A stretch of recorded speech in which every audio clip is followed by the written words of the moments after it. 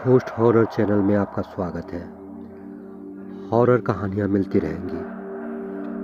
Channel को subscribe कर लें। कहानियाँ लास्ट में और भी रोचक हो जाती हैं। टिन्नी के रोने से किरण की नींद खुल गई। उसने कलाई में बांधी हुई घड़ी का समय देखा। 11:45 हो रहे थे। फिर टिन्नी को थपथपाते हुए पलंग के साथ बटन दबाया, पर बिजली शाम से ही गुल हो गई थी। बाहर तूफान और बारिश जोर जोर से आ रहे थे। बिजली काफी कड़क रही थी। इस शोर के डर से शायद टिन्नी जग गई थी। दीनू गहरी नींद में था। वह खुद तो कैसे भी गहरी नींद में सो रही थी। ऐसा भयंकर आंधी तूफान से बेखबर। सुबह के 4 बज रहे थे। सुबह की उड़ान से ही सबको कलकत्ता जाना था। टिकट कंफर्म होने वाला था। चौथा, 5वां और 6वां नंबर। दीपक को पूरा भरोसा था कि सबका टिकट कंफर्म हो जाएगा, पर हवाई अड्डा जाकर पता चला कि केवल एक ही टिकट कंफर्म हुआ है। दीपक को जाना जरूरी था, इसलिए वो चला गया। ड्राइवर किरण और बच्चे को वापस घर छोड़ गया था। किरण ने काम वाली को शाम को आने से मना कर दिया था। उसने सोचा कि हम लोग यहाँ से चले जाएंगे तो रात में यहाँ पे कौन रहेगा, इसीलिए काम वाली को छुट्टी कर दिया था। पर हवाई अड्डा पे जाने पे उसे पता चला कि एक ही टिकट कंफर्म हुआ है। जब किरण वापस आई तो रात को 8 बज रहे थे। सोचा पड़ोस में जाकर रीता से बुलाएगी। उसकी काम वाली एक ही दिन आकर काम कर जाए, पर बारिश की वजह से निकलना नहीं बन पाया। उधर चौकीदार भी 2-3 दिन से छुट्टी पर था। लगभग 3 साल पहले मुंबई से उसका तबादला हुआ था, तो किरण को बहुत कोफ्ता हुआ। उसने यह नाम कभी नहीं सुना था, लेकिन प्रमोशन के साथ तबादले को छोड़कर भी तो नहीं जा सकती थी। परंतु दीघा पहुंचकर उसके सारे गिले शिकवे दूर हो गए। कोलकाता से 180 किलोमीटर दूर समुद्र तट पर बसे एक छोटे से शहर ने किरण का मन मोह लिया। किरण का मन आ गया उस छोटे से बंगले में, और ये देखकर उसका मन भी डोल गया। काफ़ी सुंदर बंगला था जो वो अपना प्रमोशन लेके वहाँ पहुँची थी। सोने के लिए 4 रूम, आगे एक बालकनी, बाहर चौकीदार का कमरा था। समुद्र से ठंडी हवा आती थी। छत से गुजरते हुए समुद्र का नज़ारा देखकर काफ़ी अच्छा लगता था।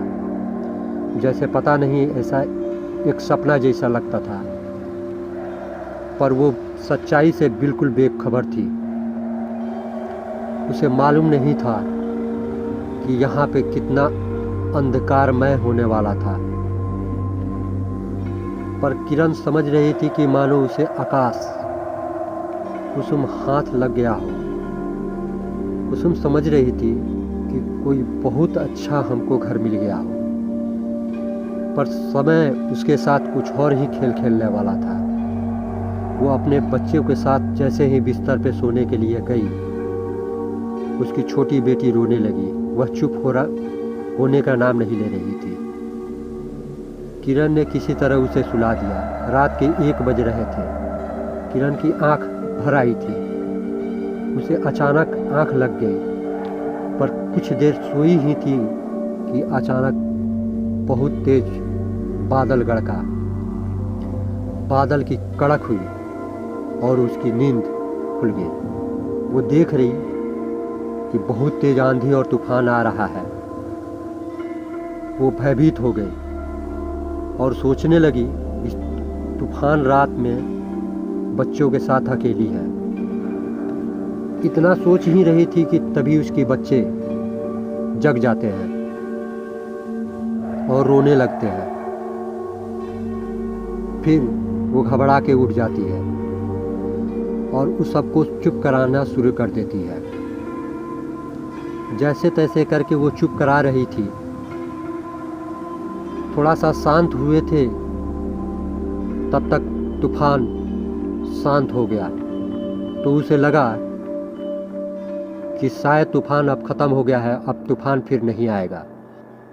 पर उसने लाइट को ऑन किया तो लाइट जल नहीं रही थी, क्योंकि रात का समय था और तेज़ बारिश के वजह से लाइट गुल हो गई थी, जिस कारण से लाइट वहाँ पे नहीं आई। 3 सालों में ऐसा कभी नहीं हुआ था जब से वो जॉब कर रही थी। पिछला साल ऐसा समुद्र का तूफान के बारे में पहले कई घोषणा हुई थी। घनघोर वर्षा के साथ समुद्र में खूब ज्वार उठ रहे थे। हवाएं तेज चल रही थी। साए साए की आवाज़ जैसे ही किरण के कानों में पड़ती, मानो किरण के अंदर एक डर सा बिजली दौड़ जाती थी। वह दरवाजे को देखकर आई कि कहीं गेट खुला तो नहीं है, लेकिन कोई गेट नहीं खुला था। दरवाजे हवा के चलते तेज में लड़ रहे थे आपस में। वो फिर से आके उस बेड पे लेटी। तब तक उसे महसूस हुआ कि वहाँ पे कोई उसके पास उस बेड पे है। उसने टॉर्च खोजना शुरू किया। अपना बैग निकाला जैसे तैसे करके, बैग में देखा और टॉर्च को जलाई, पर टॉर्च अच्छा से नहीं जला। चारों तरफ घुमा के देखा तो उसे कुछ नहीं नजर आ रहा था। फिर उसने आराम से अपने बिस्तर पे बैठा और अपने बच्चे को सहलाया। फिर उसके बाद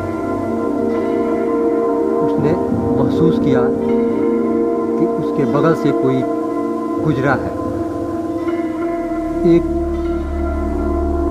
काला कपड़ा पहने हुए गेट के पास से होकर कोई गुजर रहा था। वो ये दृश्य देखी और चिल्लाना शुरू कर दी। चिल्लाते चिल्लाते, कौन है, कौन है वहाँ? काफी जोर से चिल्ला रही थी। चिल्लाते चिल्लाते उसके बच्चे जग गए और वो भी चिल्लाना शुरू कर दिए और रोना काफी ज्यादा शुरू हो गया। कौन है वहाँ, कौन है वहाँ करके काफी ज्यादा शोर करने लगी। पर उसे क्या पता था कि वो चौकीदार भी वहाँ कोई नहीं था। वो औरत कौन थी? इतनी रात में वहाँ पे क्या कर रही थी वो औरत, जिसने किरण ने देख लिया हो? आगे की कहानियाँ ऐसे ही डरावनी मिलती रहेंगी। मेरे चैनल को सब्सक्राइब कर लें। धन्यवाद।